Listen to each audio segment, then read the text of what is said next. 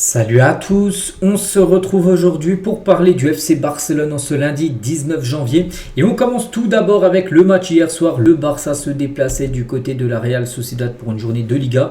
Et le Barça s'est incliné de 1, donc le Barça met fin à cette série incroyable de 11 victoires d'affilée lors des 11 derniers matchs parce qu'il y a une défaite hier. 2-1 face à cette équipe, à noter, on avait parlé en plus hier en faisant l'avant-match, on avait dit que la saison dernière le Barça avait perdu 1-0 à la Real Sociedad en Liga, on a dit attention à cet adversaire.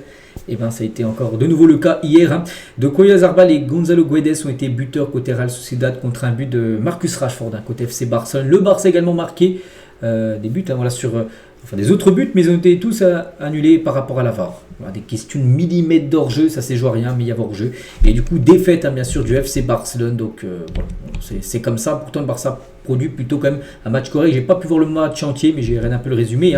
Et concernant le classement, donc à noter que le Real Madrid s'est imposé. Voilà, contre Levante, c'était samedi. L'Atlético, ils ont également gagné. Donc en gros, il y a seulement le Barça qui a perdu. Et du coup, par rapport au Real Madrid, qui est le dauphin bien sûr du FC Barcelone, il y avait 4 points d'écart avant le match d'hier. Et maintenant, il n'y a plus qu'un point. Plus qu'un point d'écart, bien sûr. 49 points pour le Barça, 48 points pour le Real. On a la 20e journée, il reste encore 18 journées de Liga. Donc ça peut encore, bien sûr, beaucoup bouger, cette tête de classement du côté de la Liga. Les unes aujourd'hui, Sport et Mundo Deportivo. Ça parle de ça, bien sûr. La série est terminée. Donc, c'est quoi la série? Donc, la série de 11 victoires d'affilée, toute compétition d'affilée. Donc, c'est fini. Et l'autre une, donc Mundo Deportivo, cette fois-ci, VAR sous pression. Parce que, comme j'ai dit, il y a eu des buts marqués, des buts qui ont été annulés pour des questions de millimètres. Et à noter que le Barça, quand même, a perdu, les gars, parce que, c'est pas à cause de lui, mais Rafinha n'était pas là. Et c'est vrai que tu dis, quand il n'est pas là, le Barça, je crois, a perdu, en plus j'ai vu l'info, a perdu 5 matchs cette saison. Les 5 fois, Rafinha n'était pas là. C'est vrai qu'il y a un Barça avec et sans Rafinha. C'est un joueur clé, bien sûr, du côté du FC Barcelone. Et sa présence hier a manqué énormément au FC Barcelone. Hansi Flick, donc, en conférence de presse, donc il a beaucoup parlé de l'arbitrage. Vraiment, l'arbitre, les gars, Gil Manzano, il a complètement dézingué l'arbitre du match. Je ne peux pas dire que je suis déçu par l'arbitre, car je sais qu'il est comme ça. Voilà, parlant de Manzano, je ne veux pas gaspiller plus d'énergie avec ce type d'arbitre. Tout le monde le sait et tout le monde l'a vu en gros par rapport à cette décision d'arbitrage très moyenne. Donc je parle toujours bien avec des arbitres de la Liga. Nous avons de très bons arbitres ici dans le championnat espagnol. Mais ensuite on a ce type en gros qui ne mentionne pas, il ne dit pas son nom, mais on a ce type en gros, Gil Manzano. Ce type, tout le monde sait comment il est. Francky a dit qu'il est arrogant et il avait raison, Francky avait raison. Tout le monde a vu ce qu'il a fait bien sûr ce soir. Je lisais quelques commentaires avant le match et tout le monde sait comment est ce gars, donc l'arbitre. Comme je dis, il a complètement... C'est rare comme de voir Hansi Flick vraiment très remonté contre l'arbitrage. Hier, il a poussé une gueulante, même dégueulante sur l'arbitre du match. Pensez-vous qu'il y a un manque de communication de la part des arbitres de la Liga? Hansi Flick l'a dit, je ne sais pas, pour ce type, oui. Pour ce type, il ne veut pas dire Gil Manzano. Il dit que c'est pour ce type, oui, voilà, en gros, il n'y a pas de communication. Donc nous jouons un bon football ces dernières semaines. Nous sommes dans une bonne situation.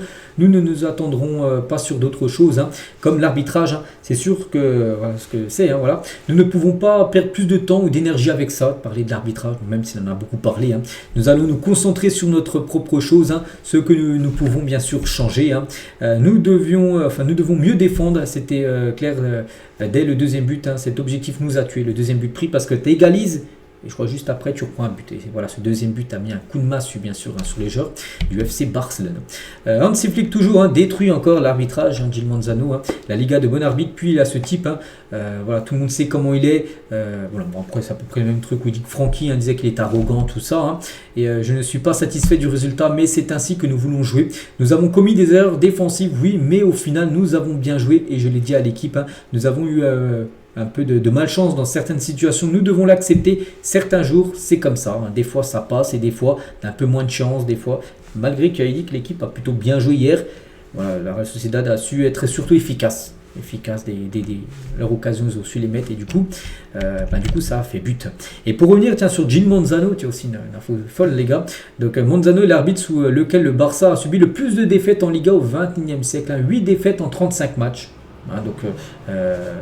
35 matchs qu'il a pu arbitrer le FC Barcelone, 8 fois le Barça s'est incliné. avec Gil Manzano. Frankie de Jong aussi en conférence, enfin en zone mixte à la fin du match. L'arbitre devrait être un peu plus compréhensible parce qu'en gros les joueurs du Barça ne pouvaient même pas lui parler. Ils étaient prêts à mettre quasiment même un jaune ou un rouge bien sûr au joueur s'il parlait avec lui. Donc il me cartonne avec un jaune quand j'essaie de lui parler, même si je suis le capitaine. Normalement le capitaine a le droit de parler avec l'arbitre. Donc là, Francky est parti lui parler, il a pris jaune. Parce qu'il a parlé alors que c'est le capitaine. Voilà, tu ne peux pas parler avec cet arbitre-là. Avec son expression, il aurait dit qu'il voulait me mettre un carton jaune exprès. Voilà, en gros, le pénaliser dans le match. Et je pense que ce genre de match n'arrive qu'une fois par saison, peut-être. La plupart des jours, nous aurions gagné ici, du côté de la Real Sociedad. Et je n'ai pas encore vu l'appel du hors-jeu. Mais c'est exactement ce qui nous est arrivé dans ce stade l'année dernière, avec des buts annulés pour des questions de millimètres, bien sûr, par rapport au hors-jeu. Donc, voilà, concernant, bien sûr, les déclarations de Frankie de Jong. Cancelo également, qui a pu jouer. Donc, je suis très heureux d'être ici, de faire un nouveau mes débuts. Ce n'était pas le résultat que nous voulions, mais nous avons bien exécuté notre plan de jeu. Je suis impatient bien sûr de continuer et je suis prêt à aider l'équipe et le prochain match sera certainement meilleur. On espère, on parlera bien sûr du programme de l'équipe, bien évidemment, juste après. Eric Garcia également en zone mixte à la fin du match. Je pense que nous avons très bien joué. Nous avons eu assez d'occasions de gagner avec une large marge. C'est-à-dire qu'il y a eu des occasions. Par ça, produit vraiment un bon match, mais des fois tu joues bien tout ça puis tu perds. Et ça a été le cas hier. Je pense que tu joues 10 fois ce match-là, tu le gagnes 9 fois, tu perds une fois. Et hier, ça a été le coup, tu le perds en gros. Et cette image qu'ils ont montrée pour justifier leur jeu, je ne pense pas qu'ils puissent y croire eux-mêmes en gros. Voilà, parce que regardez, la ligne pareille, puis du coup le but a été annulé. Et en plus les gars, avec ces décision bien sûr de l'Avar contre le Barça. Et à noter aussi que, pas de chance, pourquoi la pas de chance, c'est les poteaux les gars. Le Barça a quand même touché le poteau 5 fois contre la Real Sociedad, donc poteau barre compris. Donc le plus grand nombre que le Barça ait réalisé en un seul match depuis la saison 2017-2018, 5 fois. Donc là aussi, la chance n'a pas tourné en faveur du FC Barcelone. Concernant les notes des joueurs aujourd'hui sur Barça Universal, donc ils ont noté un petit peu près les performances des joueurs. Donc il y a des notes hautes. Donc la note la plus haute, c'est Lamine Yamal, 8,5. En gros, c'était le meilleur joueur du FC Barcelone lors de cette rencontre. Les notes hautes aussi pour Eric Garcia, une note de 8. Fermin aussi a réalisé un bon match. Sinon, des notes de 7,5, 6,5 voilà, pour Juan Garcia. Qui prend quand même 2 buts. Bon après, Juan Garcia avec tout ce qu'il a pu faire sur les dernières semaines, les derniers mois. On va pas le critiquer les gars, on va pas le dézinguer parce que il prend 2 buts et du coup non, il fait quand même d'énormes arrêts bien sûr pratiquement chaque rencontre. Donc voilà, ça a été un match un peu plus compliqué on va dire pour Juan Garcia. Donc voilà, concernant cette rencontre, bon c'est une défaite, on parle de toute façon des victoires et des défaites.